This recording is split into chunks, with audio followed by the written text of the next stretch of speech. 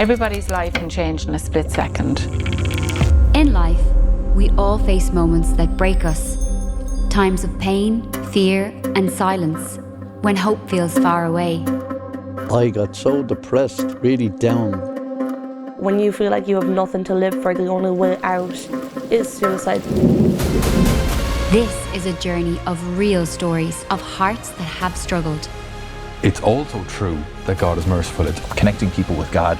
You know, that's a huge vacuum in so many people's lives. There's the huge emphasis on God's understanding, God's love, God's tender mercy. We need to let that person know that they are cared about and loved. Here we discover together that every ending can open to a new beginning. We hold on to the truth. It is never the end.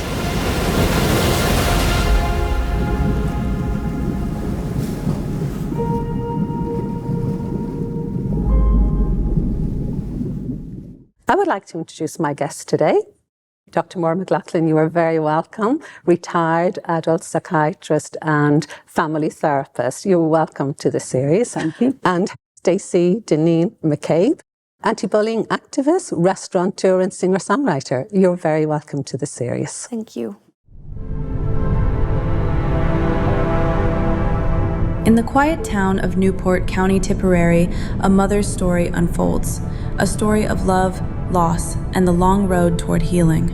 For Aisling O'Neill, life changed forever the day her daughter Mia was taken from her. My name is Aisling O'Neill. I'm from a town called Newport in Tipperary in Ireland. I'm mother of Mia O'Neill, who was 16 when she tragically took her own life following years of racial abuse at the hands of adults. She had been suffering with her mental health for some time. She had been self-harming. She had been seeing doctors, psychiatrists, psychologists in an attempt to try and recover from this racial abuse and the damage that it had done to her. Only a few weeks previous, she had made an attempt on her life, quite a serious attempt, and I was on suicide watch.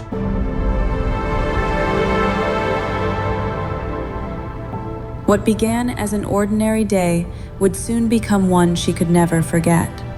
In a single moment, life as she knew it was torn apart, and silence filled the home where laughter once lived. On the 6th of September 2019, Mia came home from school. She wasn't feeling very well, and she said that she would go for a little lie down. So I went on to make the dinner, and I went to the shop, and when I came back, she had had her nap, and she was sitting here in the kitchen eating her dinner. We spoke about her plans for the weekend. She decided she was going back upstairs. She turned on some music. I could hear her singing. I hadn't heard her sing in so long that when I heard her sing, I was really hopeful for her. I heard a noise from above me, and I said I'd just go and check and make sure that she was okay. So as I was walking up the stairs, she stopped singing, but the music kept playing. When I opened her door, I discovered that she had taken her own life. And in that moment, my whole world fell apart. I have 2 other children. She had a brother and a sister who have been terribly affected by this, and who are also in fear of the same fate happening them, as they too are of mixed heritage and have also experienced racism growing up.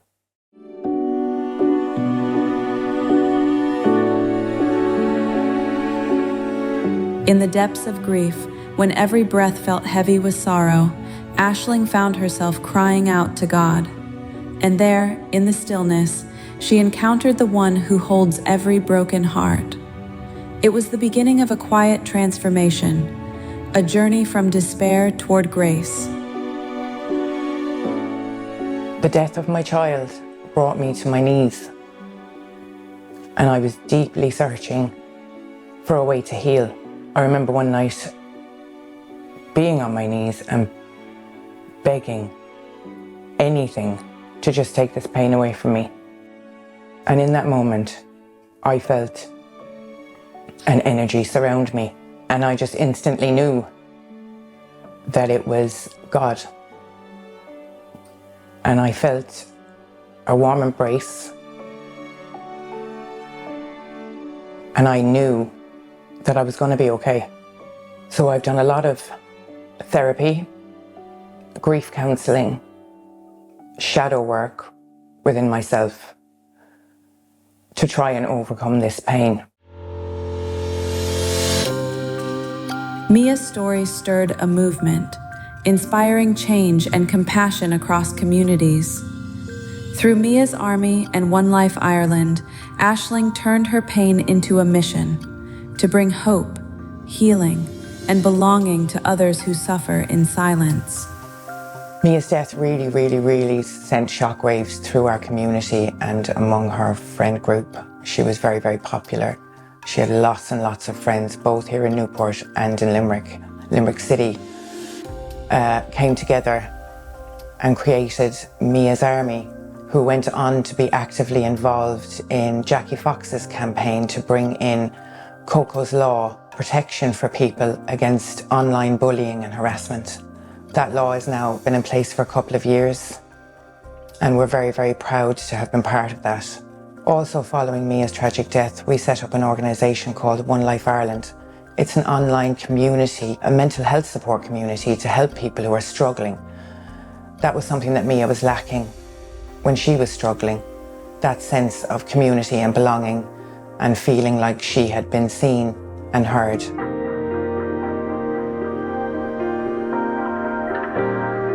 Through Aisling's journey, we are reminded that love does not end with loss. It endures, it transforms, it redeems. Even in the darkest valley, God's light still shines. For in Christ, death is not the final word. The end is never the end. It is the beginning of hope, of healing, of new life in Him.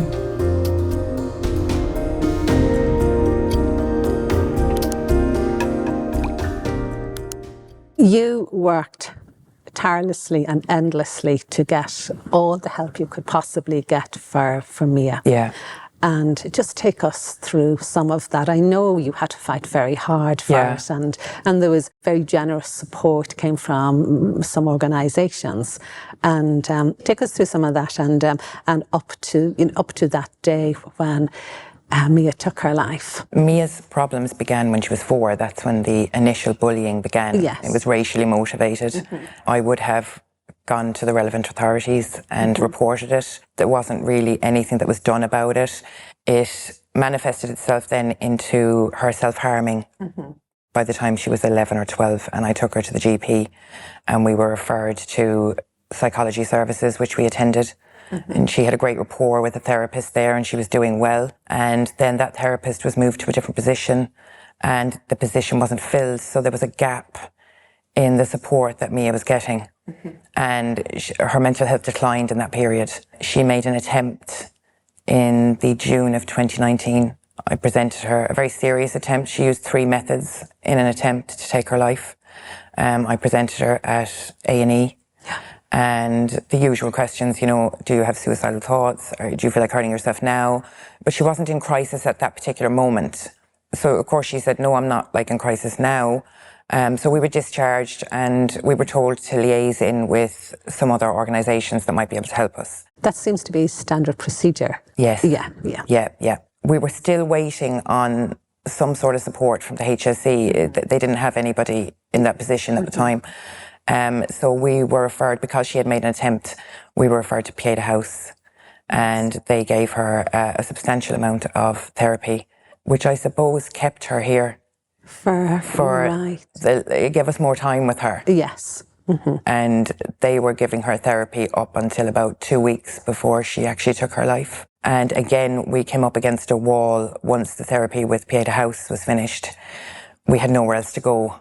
And that set her into a panic mode. She felt very alone, that she had no support. Vulnerable? Very vulnerable, yeah. And I was very concerned about her. I was on suicide watch. I had all family and friends, you know, keeping an eye out for her. That had to be absolutely shattering for any mother to be on suicide watch 24 hours a day. And I suppose I always thought that maybe if somebody was going to take their own life, I don't know why I naively thought that it would be at night time for some reason. So I would always be more vigilant at night time. But she actually ended up doing it while I was preparing the dinner, while I was distracted. And it was kind of late afternoon into the evening. This is such a crucial story. Your daughter is gone. You vowed and you promised her as she lay in your arms that you would do everything to try and prevent another family, another mother, father having to go through this. It's very difficult. It's impossible to understand what that moments are like. I know you told me that you heard her singing. Yeah, she had had a bit of a wobble that afternoon and she had gone for a little sleep. And when you say a wobble, what did that consist of? Just being really emotionally overwhelmed. Okay. And like she couldn't cope with everything that was going on in her life. And she had cried, like a big cry, you know, that she had done. And I suppose she was so exhausted after letting out all those emotions, she went for a little sleep. And I had gone up and seen her that she was asleep in her room. And I went downstairs to prepare the dinner. She came down and she actually ate her dinner after her sleep. We had a little chat. She still wasn't in great form, but then she went upstairs and she started singing. And I actually said to myself, oh wow, maybe, you know, after her little bit of a cry and, you know, she's feeling a little bit better, she's actually singing, you know. I think singing is a great way, a great therapy to just let out emotions. And then I heard a bang on the ground from above me. And I thought that odd. She stopped singing. And I went upstairs. I had some clothes in my hands because I was after taking clothes out of the washing machine. And I had some wet clothes in my hands because I was going to go and hang them up upstairs. And I went up into her room to check that she was okay. And that was the moment you realised that. Yeah. In that moment, your whole life changes. Yeah. Everything changes. And it just takes on an entirely different meaning for, you know, it's 5 years later. Yeah. And I know that you've set up One Life Ireland to speak out and to help other mothers, other parents going through a similar situation. And that has been successful for you. But you promised your daughter, as she lay in your arms, that you would do this. Yes. And you have been doing it. Is it creating an impact? I think it created a lot of awareness at the time of this epidemic that we have in our country at the moment. At the time of Mia's passing, 8 young people had committed suicide in the space of 8 weeks within our locality. And it had a huge impact on the community and the wider community. And there was no support system in place for people to express their emotions and, you know, how they were feeling. And we set up One Life Ireland as a kind of mental health community and resource for people, to point people in the right direction, to give people hope. What time span was there between, between all of these deaths of the young people? Was it over 6 months, a year, or 8 weeks? 8 weeks. My goodness. You know, people listening to us, wondering what little signs could I maybe look out for? Yes. I know in adults, because as you know, I'm an adult psychiatrist. An adult psychiatrist, yes. And family therapist, yes. And, you know, maybe little signs like perhaps making a will, taking out insurance, giving away, you know, possessions, loved possessions, you know, that they've decided never to use again, becoming really, really isolated. You know, going away from friends, even going away from family, you know, distance, becoming very distant. Is isolation very typical for a child also? She did. She would spend a lot of time in her room, which worried me. You know, it was concerning that there was a lot of time online. There was a lot of online activity. And I don't think that helped her either. I felt that she was engaging in a lot of depressive content. That's what was being fed into her algorithm all the time, and it was keeping her in that loop. Did she ever tell you that she wanted to end her life. Yes. Was that something that was said once, or was it said? She said it for a long time. She said it for a long Yeah. time. You took her seriously. Very seriously, yeah. That from. Yeah. Yeah, I could see the decline in her. I could see it in her eyes. I could see the light leaving her eyes. The more that this bullying went on, and the more that there was no support there for her, and how alone she felt. And although she had her family and she had a fantastic group of friends, she was quite tough in the aspect that she'd speak to me about it, but she wouldn't tell her friends that she was suffering. To her, it was such a shock for her friend group when she committed suicide, because none of them saw it coming. She was always the life and soul of the party. She was always full of joy when she was around. But you see, she was happy when she was around her friends. That's where she felt the most comfortable, where she felt accepted. So she didn't have those feelings when she was around her friends. It was only when she got home and she was lying with her own thoughts that her own mind was basically turning her against herself. They actually become quite tranquil and happy even, happier. You know, they have decided that there will be an end to it. And that's why, you know, like you mentioned there, Aisling, singing. Yes. And she was able to eat.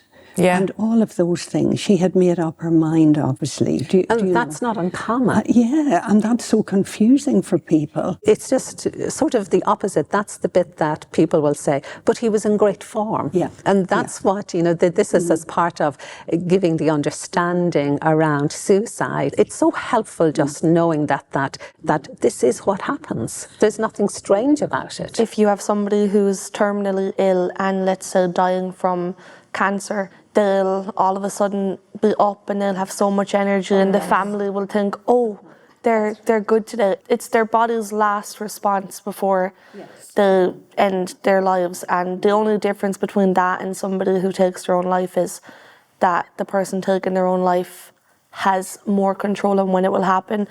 It's their brain's way of saying, okay, this is it. And you get a surge beforehand, and that happens whether it's like a suicide or cancer or old age. Your body tries one last time to fight. Yeah. Yes. Aisling, you've been involved in anti-bullying campaigns and so on, and I know that there is a law called Coco's Law. It's a law that people should really refer to see what there is protection there for your child now. What has happened around with this campaigning? Is there more protection regarding bullying? What has changed, or has anything changed? Well, I think schools have gotten a lot better with their anti-bullying policies, and being far more, I suppose, regimented in making sure that those policies are adhered to. Yes. Workplaces and things like that, I think they need to catch up a little bit. You get invited out to speak in workplaces. Yeah. Yes, okay. Yeah. They need to tackle it at child level. Do you know what I mean? So the fact that they're in the schools now and they're doing the anti-bullying policies and they're introducing anti-racism policies as well, which is really important for me because my children are mixed race. Yes. And that's very concerning for me that they have some sort of protection, because there wasn't protection there for Mia. A lot of the stuff that she went through was dismissed and ignored, and it wasn't taken seriously because the people that were in charge of protecting her, they don't go through that. They couldn't understand it. They had no compassion for it because it doesn't affect them. And I find that in the world, when something doesn't affect somebody, they have very little compassion for it. I noticed this, that if something doesn't affect you, it's okay, don't want to talk to me about it. Even speaking to people about this suicide, this serious coming up, I had that same reaction. Look, I don't want to know. Yeah. Yeah. And, it is important that you should know. Yeah. It's important to know. It's a hot topic. It's a hot topic, and it could be somebody in the family next door next. And mental health doesn't discriminate. Yes, you can be any age. Yeah, and bullying doesn't discriminate. Yeah, you can be a victim at any time. What advice would you have to give to parents that are watching this and are going through something similar? Take it really seriously. Don't think that this is a trivial thing and it's going to work itself out. Your child needs support. They need professional help. You need support as a parent as well to be able to support your child. So the most important thing you can do is get professional help a support network, because trying to do it all alone, you're going to end up affecting your own mental health, and you have to be mindful of your own mental health as well. You need a huge support group, you need professional help, you need to show your child that there's nothing to be ashamed of, and that it's okay to ask for help, and that there is hope, because what happens with people with this suicide ideation is that they've literally lost all hope, and we have to find a way to bring that hope back to that person. Every child in the eyes of God is beautiful. Every child is made in the eyes of God. They are precious and they are unique. They have to be protected. I think that's my one regret with Mia, in that I spent a lot of time fighting the world, protecting her, when I should have put that time into her and getting her, instead of fighting against the world and putting all your energy trying to keep yourself safe, put all that love into yourself. You know, her self-esteem was gone. She had no self-confidence. That's my biggest regret. But I suppose, Aisling, if I may come in here, Patricia, you know, all families are really, I've said it so many times to them, doing their best at the time. And then when, I suppose, the professional help comes in, just a little change at a time, and when they're ready. You know, a person obviously has to be ready for the help. Aisling, it has been really tremendous having you here today. Thank you so much for giving up your time and for coming to share this immensely serious and critical part of this series. Thank you so much. Thank you. So in conclusion of this episode, we just want to do a very slight synopsis on it. And that is what we have learned from Aisling, that if parents are anxious about their children, that you pay attention, you not be afraid to be the activist in this. Nobody is going to think any worse of you for going after a child. It's to protect a child that's being bullied. The other very important aspect is, if you're dealing with this, that you get help for yourself. If you're, even as a family, you get help. With your husband, you get help. And you stress how important it is to get the help for yourselves as well as your child. There's a family involved in this. If you are in need of prayer, Shalom World prayer channel, you can certainly go on that and ask them to pray for your situation. Prayer always works. Thank you for joining Shalom World.